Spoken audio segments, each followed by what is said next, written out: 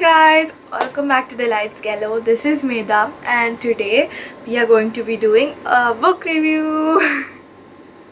Yes, I know it's been really long since I did a book review, so we are going to do one today.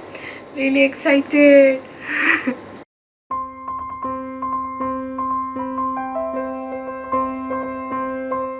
So, for today's review, I have chosen a set of books. They're not just, it's not going to be just a single book. We're going to be doing a lot of books today.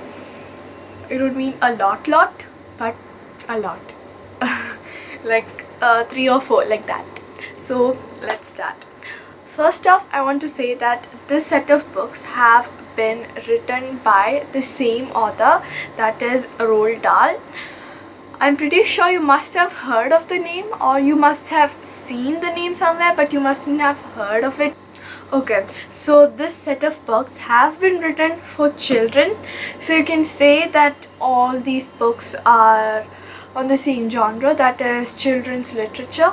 So the first book that we are going to be starting off with today is Charlie and the Chocolate Factory by Roald Dahl, of course. So the cover looks great, right? I really like the cover of every book here. So Charlie and the Chocolate Factory, I'm pretty sure that it's a name that all of you must have heard of, like at least once or twice, because this book is really famous. I think it's there even as a film. Yeah, there's a film of this, Charlie and the Chocolate Factory. I think it's Willy Wonka and the Chocolate Factory. I don't know, I just don't remember the name properly, but I think I've seen the movie. I've seen the movie. So this book, as you can as you can understand from the title itself, Charlie and the Chocolate Factory, is basically about a boy named Charlie and a chocolate factory. So this chocolate factory is owned by the cleverest,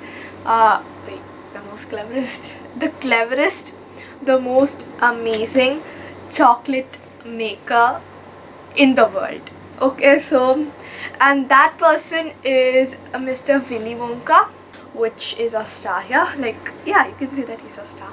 So that person is Mr. Willy Wonka. Here, Charlie is a poor boy. He comes from a very poor family. He only gets to eat chocolate like once a year, only on his birthday. Once a year, once every year. Yeah, I felt really sad about that. Like, I read these books quite a long time ago when I was a bit younger.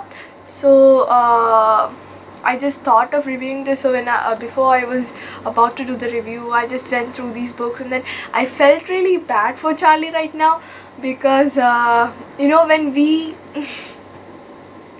considering the fact that I'm almost always munching on chocolates, and I'm pretty sure that if you are about my age, you might also be doing the same.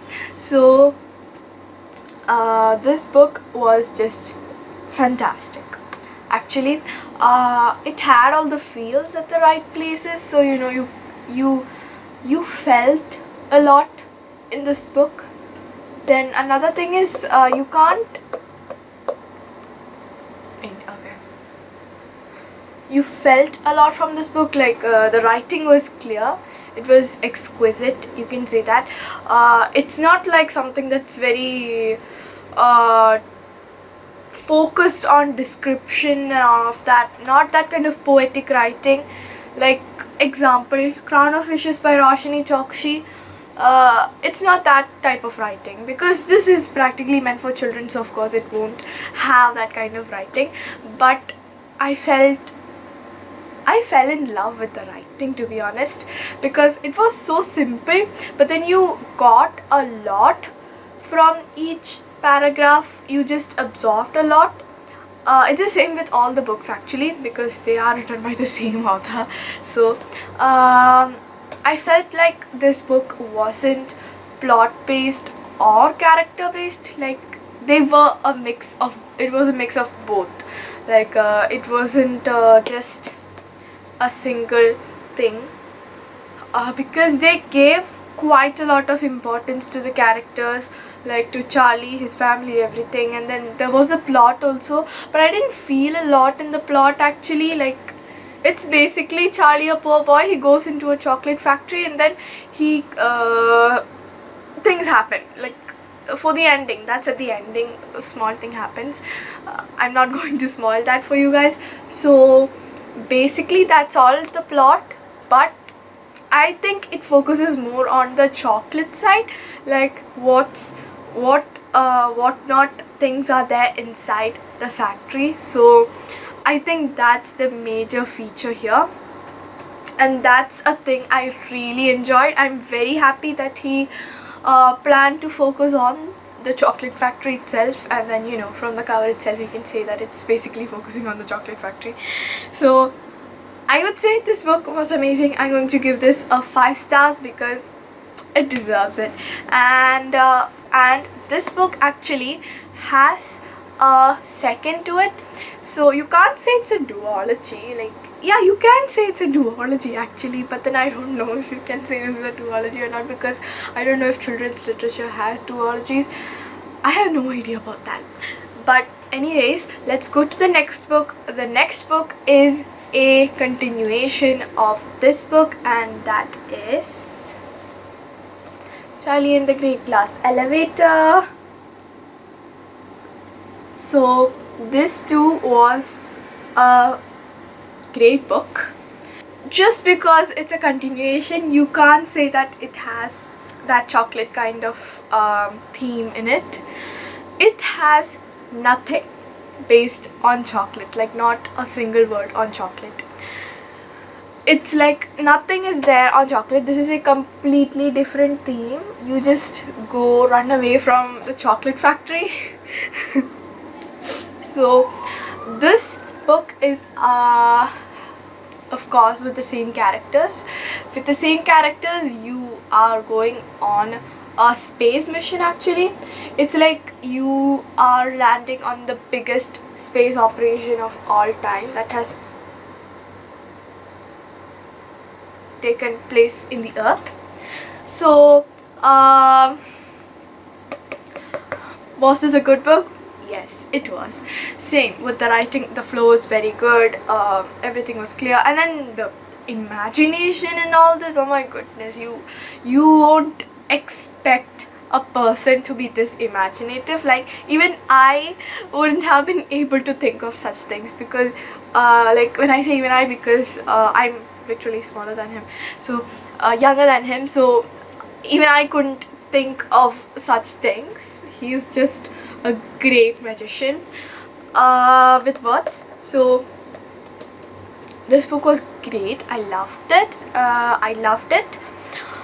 This too, this book, I can say it was more plot ridden, because as I said before, the previous book had an emphasis on the characters, but you can't say it was completely on the characters.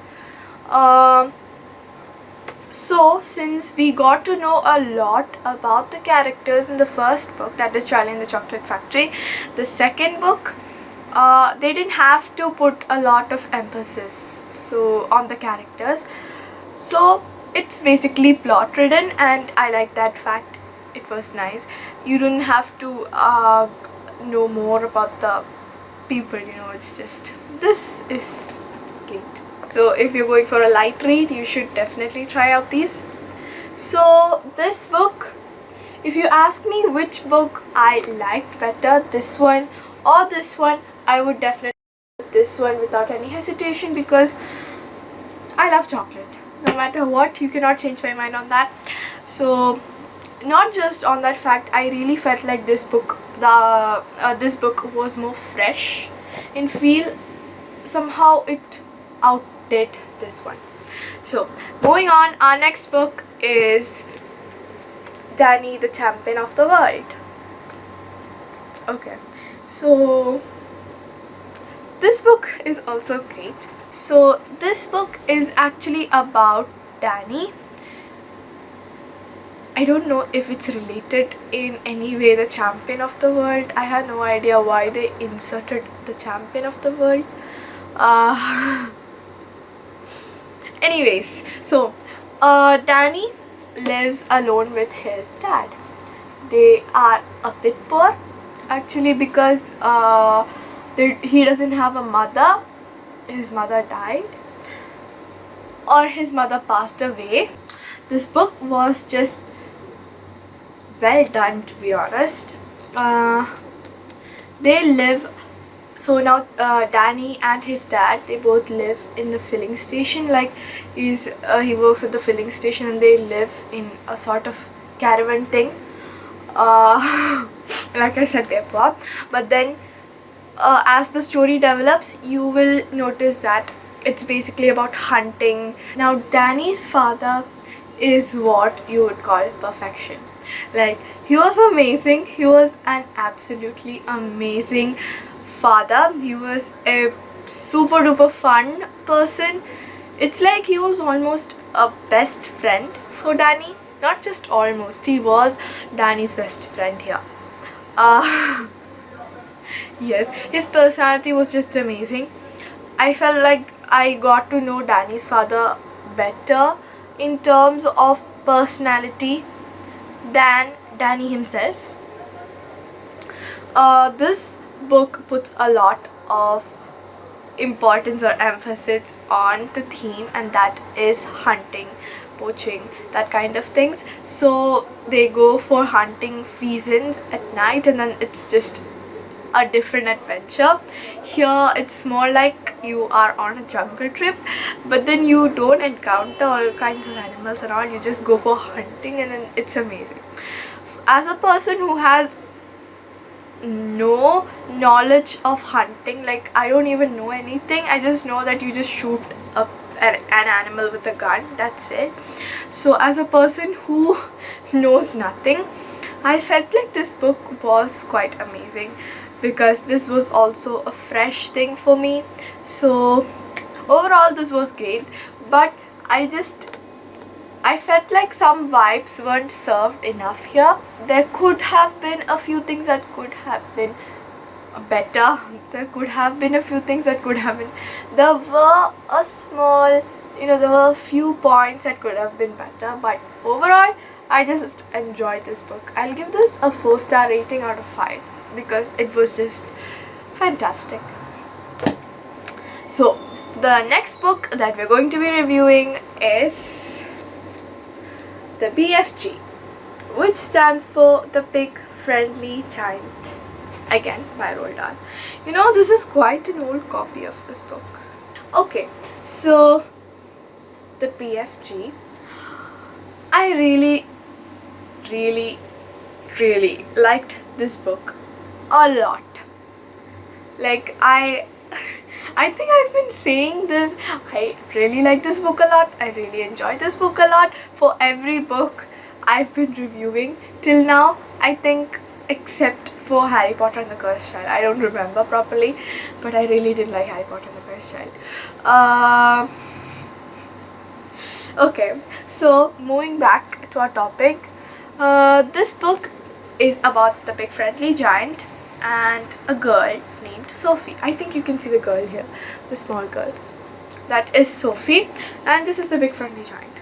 This is a bottle of Frobscottle, I think. I don't remember the names. I think, if I recall correctly, I think it's Frobscottle. And Frobscottle is all about whisk popping, I think.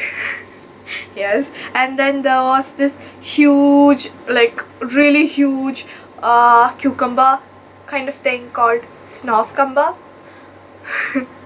It's really disgusting. So here what happens is, like, Sophie is not able to fall asleep at the witching hour, and that time I think she sees the big friendly giant collecting the dreams of another person, another child. And then when the big friendly giant sees her, like when the big friendly giant sees her watching him, the big friendly giant just goes and abducts her, or like, you know, grabs her, and then he runs off to his home. So there it's like, then from there all the adventures start. It's just amazing actually. You just there's a lot of new themes in this book, really new themes. It's like giants who eat humans. That's not new, but it's like you are going to stop them from eating other people in England, and then you have breakfast with the Queen of England. There are a lot of key factors that I loved, adored in this book. There are dreams that are stored in rows of jars in a huge cupboard, which is just amazing. And I loved how the big friendly giant talks. It's just so cute. And I liked Sophie. Not loved Sophie. I liked her. She's innocent, but she's also mature for her age, and I sometimes felt like I was kinda annoyed.